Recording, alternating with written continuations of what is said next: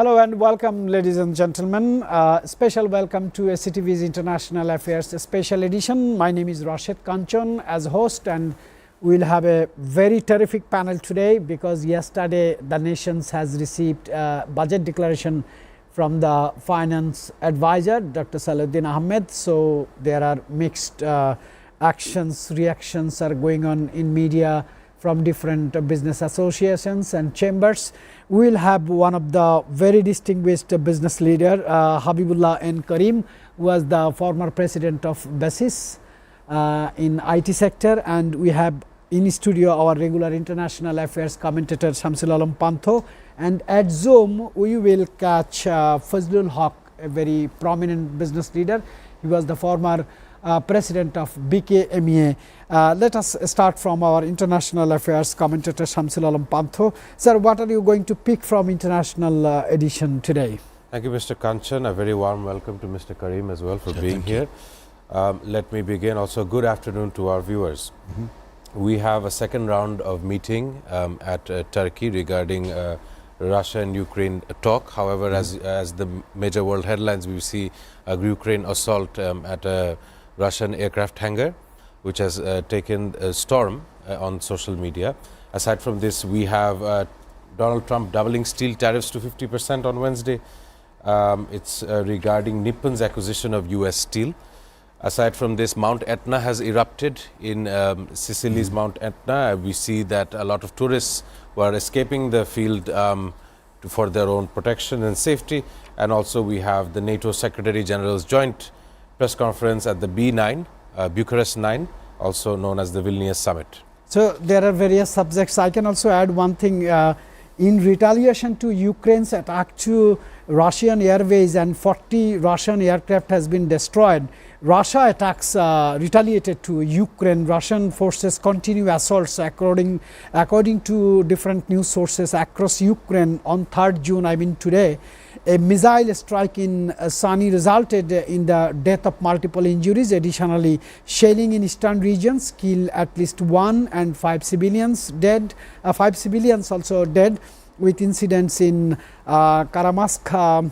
In different areas, Russia is assaulting Ukraine as well. Let us come to Habibullah N. Karim, very senior person and a very learned person. I know him since last almost 25 years as a business leader.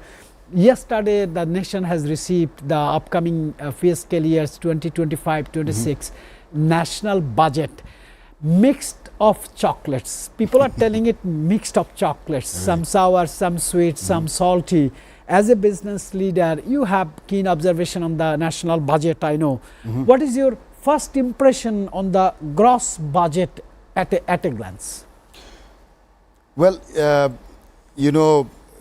this being an interim government and under the changed circumstances, the government has a number of extraordinary challenges they're facing, which are more exacerbated because it is an interim government. So the revenues have fallen greatly, so they have to make up for it. And whenever they make up for lost revenue, the business community seems to be the easiest target. So this has happened in this budget also. So for example, on e-commerce, as you have seen, that the VAT has been raised in one step from 5% to 15%. This is going to have a hit on large e-commerce establishments. And interestingly, people who are doing very small Facebook commerce, they are not under the VAT net, so they will escape unscathed.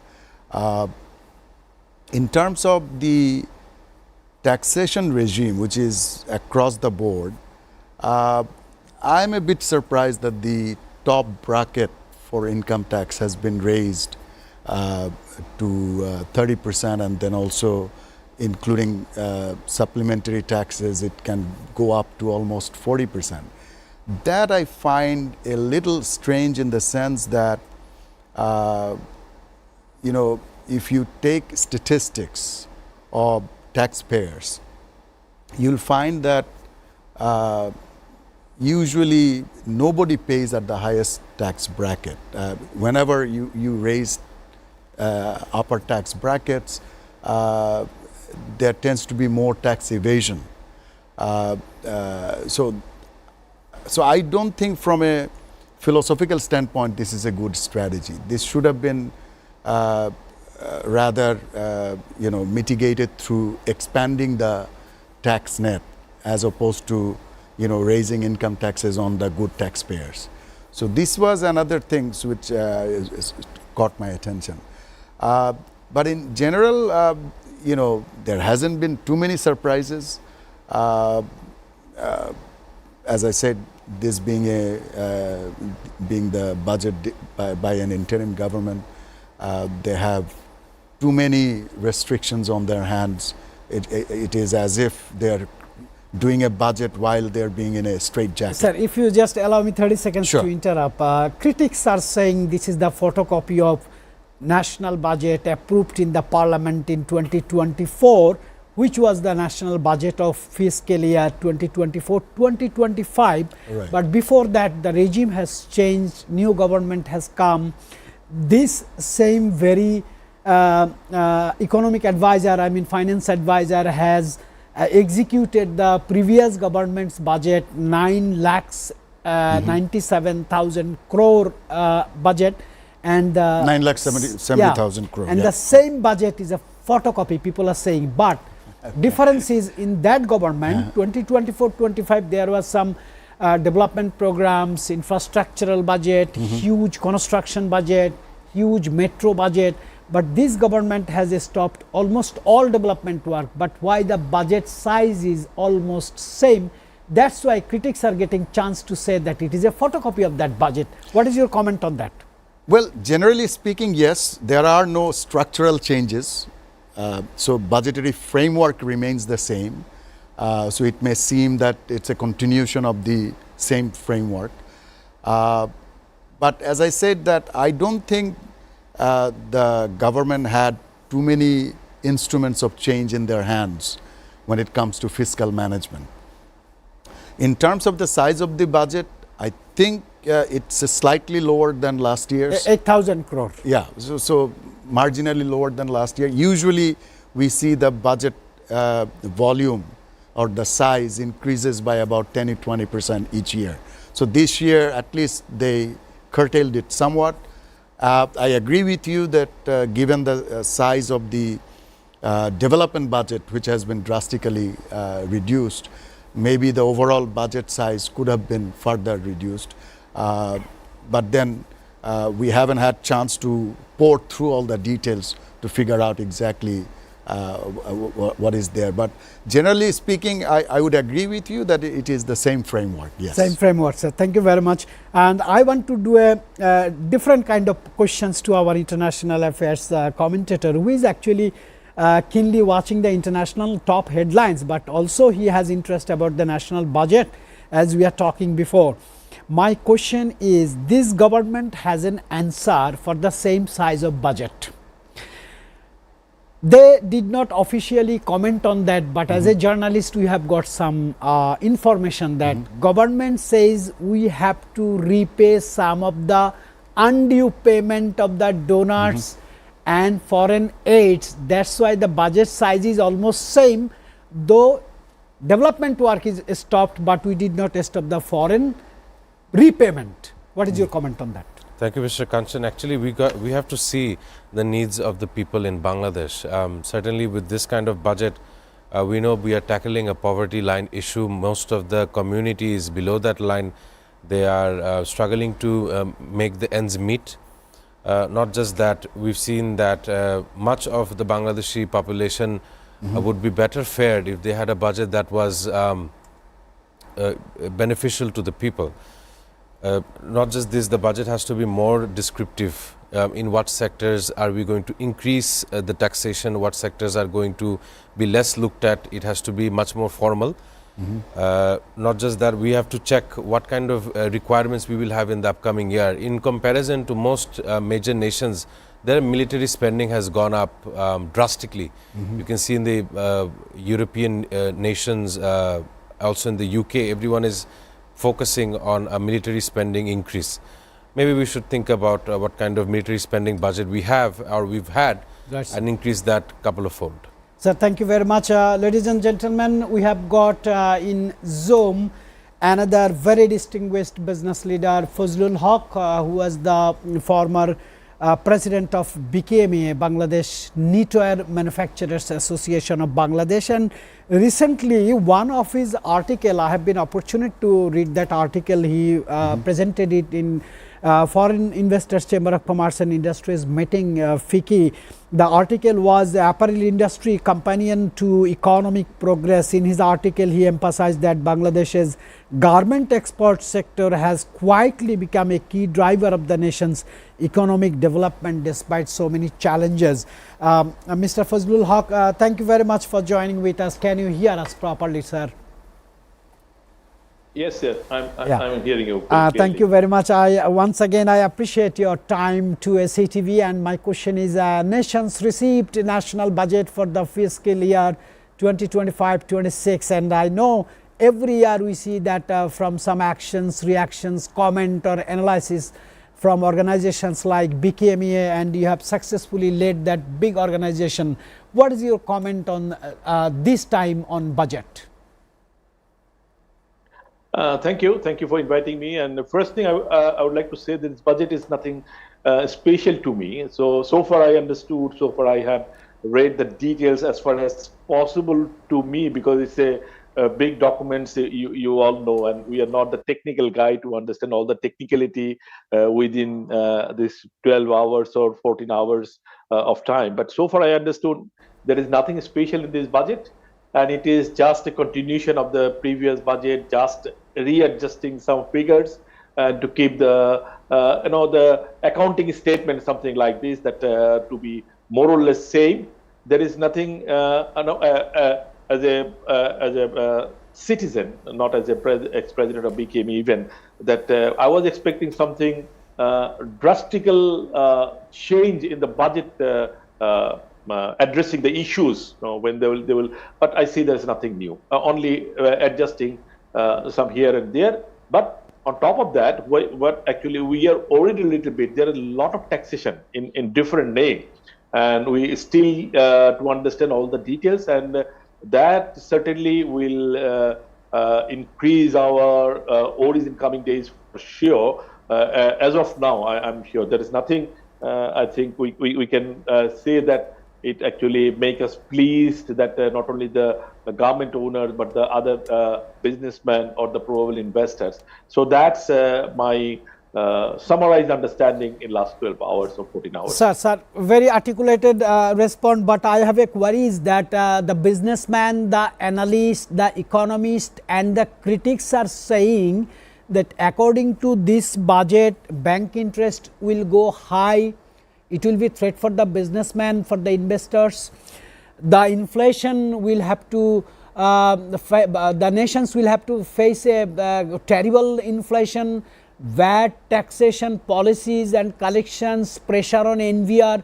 So many things will make our economy complicated, which will redirect the GDP in the lowest in the history. As a businessman, as a citizen of this country, and of course, as a patriotic nation, what is your comment on that? Are we making everything complicated for the nation, because economy is the bloodline of the nation?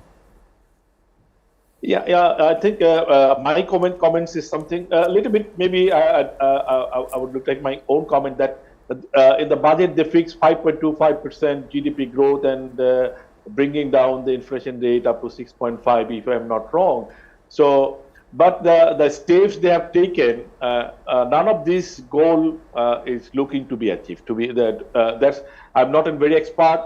I'm a businessman. I'm a student of a business, but understood a little bit of economy. So far I understood that it is not possible to achieve 5.25 GDP growth or targeting that 6.50 inflation rate. And you correctly said that probability of increasing the bank interest rate high, it is because government already targeting, I think, 125,000 crore Dhaka of bank loans in the next budget. and they are also simultaneously they are expecting a huge amount of foreign loan, which might be under doubt. And if they don't get enough foreign loan, that loan would be covered by the local bank loan. So that will increase certainly the availability of funds for the local investors, local businessmen. So that I already made comment yesterday immediately with another media, and obviously, as you correctly say, that that pressure will also increase the interest rates, so that make our lives maybe more critical in coming days. Sir, I would rather very humble request to you to stay online with us, because we have Habibullah and Karim, former president of BASIS. I think you are hearing Fazlul Haq. Sure. He has a very critical analysis, not critical criticism on the budget. He said he agreed that bank interest rate will go higher. In that aspect, what would be the consumer product? As our international commentator Shamsul Alam Pantu was saying, if impact come on the consumer products, everything will be, in a volatile situation. That is true. I mean, what Fazlul Bhai just mentioned is his apprehension that interest rates may rise because government borrowing excuse me, may crowd out the credit market, which is, that means if government borrows too much, we have small pie that we can share for the private sector credit. That is definitely is a risk, but I am hopeful that international multilateral lending organizations such as JICA, ADB, World Bank, I believe they will keep their commitments to provide loans, but that again will raise another risk, that then these loans will have to be repaid in foreign currency. So already we have very high foreign currency loan repayment commitments for the government. So as you have correctly pointed out, that no matter what the present government does, all the expenditure that the previous government has done has to be repaid by the present government and future governments, so that we cannot escape. So that is a huge chunk of the budget, both in terms of repayments to our foreign creditors as well as repayments to local creditors, banks and bonds and all of that. That trend is continuing, and we hope that there could be more revenue generated by the government. Government, if they can collect more revenue, maybe that will reduce the pressure on borrowing from the local market, which then will give more credit facility for local business people. And as he has pointed out, Fazlul Bhai has pointed out, without the growth of the business sector, without additional investments by local businesses as well as foreign businesses, we cannot have GDP growth, we cannot have job growth. So that will be at huge risk. So you have used three full stop. We cannot. I want to go back to Fazlul Haq sir once again. Sir, I'm not an economic journalist, I'm a very ordinary journalist, but I have gone through the entire budget last whole night, and I became a little bit disappointed, frustrated, demoralized and upset also, because the two main sources of income is, one is remittance, another is RMG export. In the entire budget, I did not find any forecast for the fiscal 2025-26. What is the government's forecast on remittance and forecast on RMG budget? Fazlul Haq sir, are you online right this moment? Yes. Can you tell me, is this a matter of frustration that the two big sources of income is remittance and RMG, but in the entire budget I did not find a single line? Last whole night I have gone through the entire budget, I did not find a single indications of forecast on RMG and remittance. Don't you find that this is an immature forecast, immature thinking? Let us be honest, sir. Let us be honest. I already told that I was bit frustrated seeing that nothing mentioned about the RMG sector. And RMG sector, not it is the foreign currency earning. It has multiple impact on the economy. You know, the job creation, and that it's the impact on other industries. So you cannot only compare with the amount of the wage earners are sending here. They are just sending money. And if you only take amount of US dollar they are sending, and in compared to net, you can see, okay, it is neck to neck. But, you know, if you consider the other impact on the economy, government sector has, you know, that's why I wrote this article. This is a silent supporter or builder of the Bangladesh's economy last 3 decades. And I come back, I would like to just add one comment with Habibullah Karim Bhai, that regarding the bank interest rate, you see that government now offering the bonds with a rate of interest 10.5 to 11, and banks are very happy and very much eager to go to buy the bonds and don't like to take any risks to lending to the private sector. So if they can earn 11%, 10.5 to 11% through government secured bonds, so don't you think that they will ask the much higher interest rate to lend money to the private sector, which is comparatively more risky for them? So that's also I like to bring into your notice that that's also a big factor. So government has to consider, because they are directly becoming a big competitor when we are looking for money to borrow from the banks. And obviously, Mr. Presenter, you correctly said that there is nothing about the government sector. I did not notice about the remittance, but certainly they should have some sort of the planning. But there is something that it is mentioned in the budget that they are doing, those who are doing something to ease the life of the remitter who are sending the money from outside. So there is a little bit, not, but you are correct that considering the impact, the percentage of impact of the remittance and the ready-made garments, it should have more. I think should get more attention from the policy makers who write the budget in the speech, sir, or in the whole context of the budget. Sir, I have gone through, I have read your article, Apparel Industry Companion to Economic Progress, where you have elaborately given some guidelines as well, and this article has been published in different outlets, different journals, and it became, to be very honest, it became very popular. Thank you very much for writing such an in-depth article on the industry which can save the economy of Bangladesh. And I believe that government should go through your article, which could help them to give some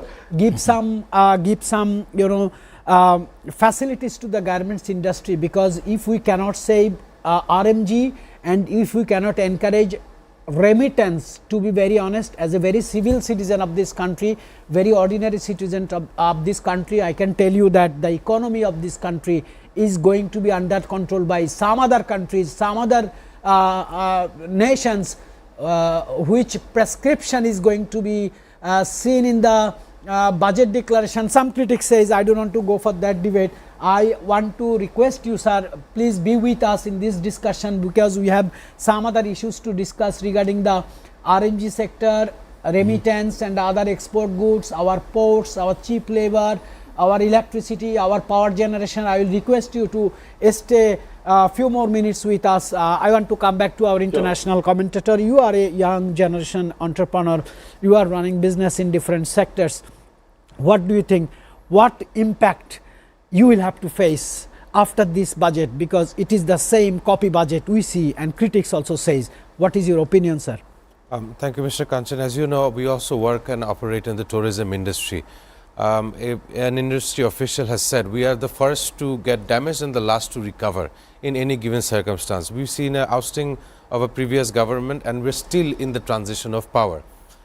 I would be much happy if I saw that the budget would reflect the needs and requirements of the general people, whereas there are far more pressing issues that the budget does not or has not made a comment on. You mentioned that the RMG ready-made garment industry, there's no such allocation for it. For the last 8 months, we see how the political instability of the country has made sure of major world manufacturers to think about other places of manufacturing their products instead of it being in Bangladesh. There has been severe loss in the RMG sector. Not only that, from certain social media posts, I know that there is some gas shortage in order to create some of the ready-made garments, especially denim.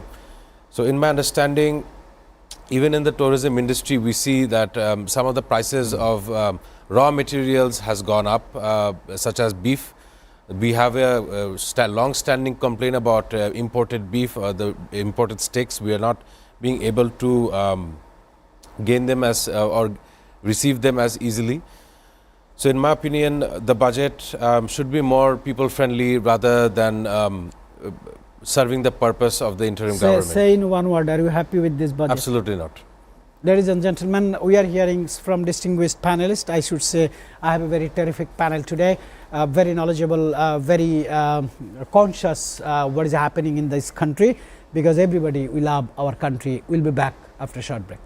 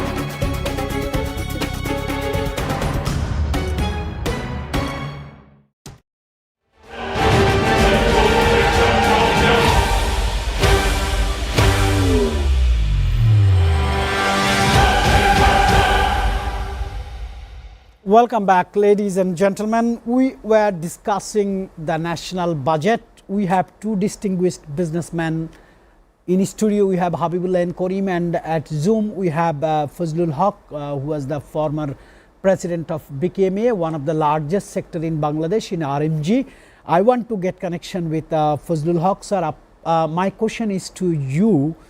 As per the Constitution and Article 15 provision of basic necessity, Article 15A is saying that food, clothes, shelter, healthcare and education is citizens' basic fundamental rights. But you know, I know, everybody knows in last 54 years what citizen has received from Article 15 basic necessity of provisions. Now new generation started to say we don't need these 5 fundamental rights. Please give us only one right, that is employment.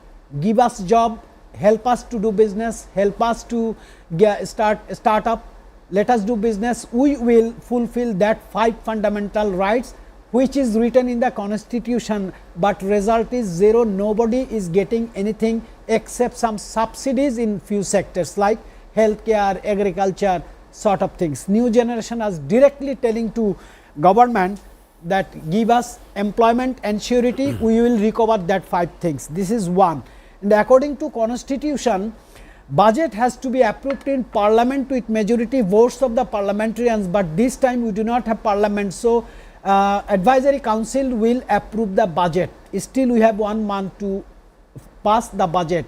Do you have something to do corrections to include or exclude from this proposed budget, sir? Fazlul Haq, sir. Thank you. And I think the young generation correctly said, if they get the employment, they can cover all other 5 things by themselves. So they don't need to depend on anybody or the state or the government. But unfortunately, this budget did not focus that much for creating new jobs. And only one thing I found that 100 crore taka has been kept for the startup or the new business or making the new I think entrepreneur. But simultaneously, I'm a bit surprised to see that another 100 crore taka has been sanctioned to make the youth festival or something like that. Is it to make that youth group or youth generation just keep them pleased somehow? So that is, I did not expect from this interim government. It is more a political gimmick or something like that. Rather, you can increase those 100 crore and in the fund to create the new entrepreneur. And simultaneously, as you correctly mentioned, if they have their own job, they can arrange they can make such party by themselves. So I think this is the call of the day or call of the time that you have to create more jobs. And the budget did not focus that much, and only 100 crore. It sounds 100 crore is big money, but in true sense, when you are talking about creating new entrepreneurs, then 100 crore is not that much. So at least those 100 crore sanctioned for the youth festival can be converted to the money or transfer the money to the fund for the creating new entrepreneurs. And if possible, I would ask government to allocate more money from somewhere else to create more jobs or create more entrepreneurs in next 1 year. Fazlul Haq, sir, thank you very much. Former President BKMA, thank you very much for your contribution to SATV. I really appreciate, sir, your presence on the show. Thank you, sir. Thank you, sir. Thank you, sir. Habibullah and Karim, you were also in a business different forums. You led BASIS. E-commerce is one of the potential prospect of Bangladesh for the young generation. Have you find anything allocation for the e-commerce or startup or young generation? As Fazlul Haq sir is saying, only 100 crore for the inspiration and 100 crore for the festival. Doesn't it is ridiculous? Now, of course, I mean, not only to facilitate startups, but there are many other ways you can facilitate entrepreneurship. So startup fund is something that has been around for some time, but it hasn't been very effective. So they could give guidance or directions on how to make that more effective. For example, in Bangladesh Bank, they had a equity fund to provide equity support to agriculture and IT entrepreneurs. That has virtually been defunct in the last few years because of proper direction from the government. So these could be further bolstered and, not 100 crore, 200 crore. We would like to see maybe 1,000 crore, 2,000 crore kind of size of funds allocated to these so that they can be effective vehicles for white collar job growth. One of the things that I don't know if you're aware of, Bangladesh has this alarming trend, very alarming trend, that the higher you are educated, the higher the chances of your unemployment. That means we have the highest university graduate unemployment in Asia. So, and these university educated unemployed youth is a ticking time bomb. So, these people, we need to find white collar jobs for these young men and women as quickly as possible. So there needs to be very elaborate government facilitation in collaboration with the private sector, chambers, associations and other, private sector entities, because we need millions of jobs, not just a few thousand. we need millions of jobs. Each year we get. Sir, I can help you giving one Sure. data. 2.2 million young generations are passing out Exactly. every year into the job market. Correct. 2.1 to 2.2 million. 2.2, sir, latest Right. data. So that means, and right now we are not creating that many jobs for these young graduates. And that, as I said, is a social time bomb. We really cannot afford to have that. The other part, as you have rightly pointed out, that e-commerce is something that is necessary for to give more speed, more momentum to the economy, because we need to. E-commerce is part of the digital economy. In terms of the digital economy, Bangladesh is still at the very early stages.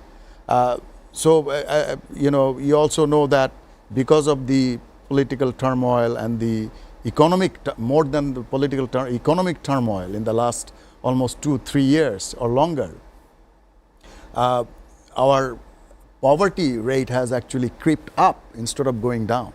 So, and extreme poverty has gone up substantially.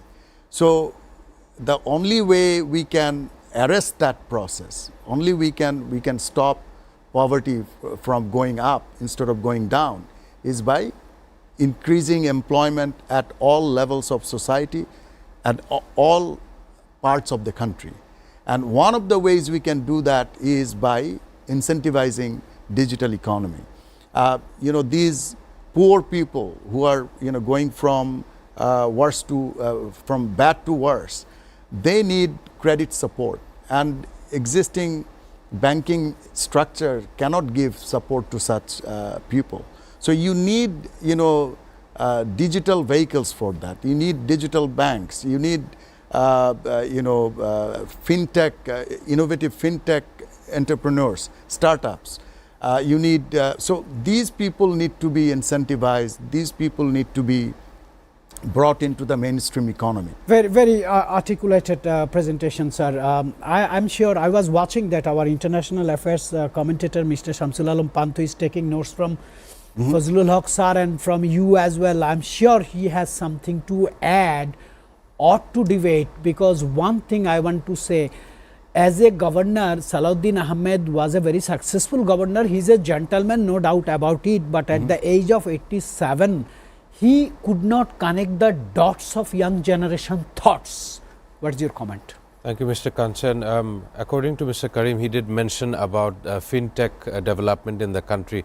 In a previous show, I said, how would we do if we can host the international fintech giant PayPal? As you know, PayPal does serve much of the markets worldwide. Actually, if you look at this, we are actually in a race against time, whether if it's concerning development. Other nations in our neighborhood has developed infrastructure which is in a larger course of events providing towards their people and their economy. In Bangladesh, we do see a growth in the last 15 years, if you say 10-15 years, we do see a growth. However, it is not as much as we would like in comparison to other countries. I'll give you an example. The London metro station, it has been created well over 25 years. Even in the Singapore MRT, well over 25 years now. Whereas recently we are only touching what the metro station could be in terms of Dhaka city. And it's not based in other states of Bangladesh either. Well, while other countries are developing the fastest mode of transport, bullet trains, we are still figuring out how to connect all of our states together using the traditional engine combustion train line. So, in my opinion, it is actually a race against time, and how far and which government would do for the country. Most definitely, in the entire world will either look up to us or frown upon us based on the developments we find. Of course, if there was an innovative breakthrough in Bangladesh, most definitely we could be as an international global player. Sir, before coming to this show, for both of you gentlemen, I just want to compare one thing. I have gone through the British budget, passed in British House of Commons and approved in British House of Lords. I have gone through the budgets of France, Germany, and I have compared our budget. Our budget is almost a traditional cycle from 1972 to till date, but they have gone in a different dimensions, different diversifications. They set the focus on the youth, infrastructure, IT, AI, innovation, but our budget is still based on the 1972 style, that what would be the inflation, what would be the GDP, what would be the size of government employees payment. Why we don't read the budget practices in West, those who are really developed country? I just want to do this question first to you, then I think that's a very good question. In fact, as Fazlul Bhai earlier said, our budget is more like an accounting statement. We don't see much of direction, we don't see much of guidance to the nation, as to where it aspires to go. The young generation, they certainly are eager to learn and apply AI tools. They are eager to learn and apply, the latest innovations in all kinds of emerging technologies, not just AI, but there you have got more than 20 such emerging technologies, from 3D printing to drone technology and so many others. So young generation look forward to those kind of guidance and direction. Unfortunately, we haven't seen any such directions in a real sense. But more important than that, every year when we have this budget exercise, every year we talk about this, which products will go down in price, which products will go up in price. That is so last century. That is so not even last century, 19th century, not even 20th century, that kind of thinking. That is cement price going to go down or up, is car price going to go up? And why? Why do we need to stick these things into the budget? There should be a 10-year timeline. If the government, as I was telling you, that the e-commerce VAT has been raised from 5% to 5%, why in one jump? Why can't you say that every year we'll increase the VAT rate on e-commerce by 2.5% and in 4 years it will be 15%? Why can't we give a direction that income tax bracket will go up from, let's say, 20% by 1% each year up to about 30% in the next 10 years, when people may have better capacity to pay and will not mind? Why all of a sudden this kind of knee-jerk reactions? Why this kind of jumps here and there? So this cannot be the paradigm of budgeting in 21st century. Sir, Habibullah M. Karim, very learned person, very successful businessman. He has used so many why. Yes. This budget? I think you have some answers, because you are the new generation leader. I picked out an example based on Mr. Karim's talk here. In the previous government, we see the price of 1 liter of octane was at 89 taka. During that time, it has increased up into 130 taka, which is now 125 taka. Given that the previous regime blended on the Ukraine-Russia war, which is still going on today, was there a chance in the budget where this price could be reduced? That's my question, as this is also a why question, as now it's gone from 89 to 130 or 126 in that bracket. Shouldn't it go through the process that it should be 89 now, maybe later it could be 95, and so on and so forth, could be 100. There could have been an exponential growth in this matter. But however, in Bangladesh we see every other fiscal year some specific issues will just jump double-fold, triple-fold without any kind of explanation. It's a very damning situation actually. Gentlemen, both of you, thank you so much for a very lively discussions and to some extent debates for the budget. Before ending the show, I have some thing to tell you which I love to share with my viewers. Today is an International Bicycle Day. See, bicycle is a very simple thing, simple essential things in our life, but United Nations has declared 3rd June as International Bicycle Day to keep your health fit and to save the planet from carbon. So try to use bicycle to save the planet and to save your health. And I have some things to wish. Today is a birthday of esteemed CNN journalist and television personality Anderson Cooper, who is very popular worldwide. The previous First Lady Jill Biden, she has the birthday today. Raul Castro, former president of Cuba, his birthday today. Rafael Nadal, he's the tennis sensation, his birthday today. And Pakistani cricketer, he is also a cricket sensation, Wasim Akram. These are the birthday. But in history, I have one thing to mention, that legendary boxer and social activist Muhammad Ali died at the age of 74 in Arizona in 2016 on 3rd June. We have good wish for all of them. And before ending the show, I want to utter some of the words which I have picked from my very learned panelists. Number one is citizens' right and economy. It is one part, and another part is so-called democracy and election. Which one nations going to face first? Which one nations going to pick first? This is a question for the audience. I'll see you tomorrow.